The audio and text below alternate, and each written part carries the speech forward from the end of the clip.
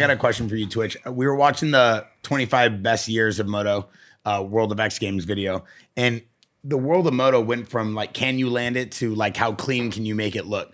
When did that kind of evolution happen in freestyle motocross? I think it started happening like basically right away. But once everyone started getting more serious, it was like cleaning your runs up and not just like when you stopped winging your run and you knew what you were going to do, that's when everything got clean for sure. Yeah. There was years of like, I remember there was a couple years when there was that one year they did best trick and they just invited everyone off of their YouTube clip. Like there were so many dudes that showed up at X Games that year that were doing gnarly shit in the foam pit at their house where they were comfortable. And then they brought them all out to LA. Dudes had their own ramps with their own carpet. They had like their own sunglasses. Yeah. You know who you are. It was a weird year. And the best thing about that year is the only two dudes that landed their tricks that year and saved X Games was Potter and Bilko. Every other dude from YouTube either ate shit, didn't even do their jump, just jumped the jump straight like it was a practice jump. Yeah, I remember that. And or crashed. And literally Potter and Bilko were the only dudes that landed their tricks that year. So was that the year they did the decade thing?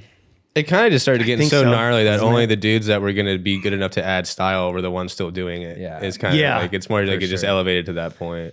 Was there a moment where you realized like the style had caught up to the tricks as well, where tricks were just getting so gnarly that not even just looking clean on your runs were going to save you? Like you actually had to have something even more outlandish than everybody else had in their bag? Dude, it kind of just was different because it depended who was judging. A lot of the judges just wanted to see something gnarly, and the shittier and sketchier you made it look, the more excitement there was for them, where they're like, oh my God, he barely landed it. Give him a 95. Or it's like you see someone go out and do a fucking perfect, flawless run, and everything they did was sick and had the best style, but then they're like, oh, it looked too easy. You almost get judged against yourself. Yeah, you get judged against yourself for being really good. So there was times where it worked into your advantage, and there was times where it didn't. The Pages Sherwood years started to get to like where style just started to be like they were doing crazy whipped out indie everything. Like everything just started to be so like I say like gnarly. Two of the gnarliest dudes in our sport at that one point were Pages and Sherwood, because everything they did was so big, so extended, looking, like not bad looking at all, like no ugly freestyle. No, those dudes were doing gnarly shit too. Like they basically started doing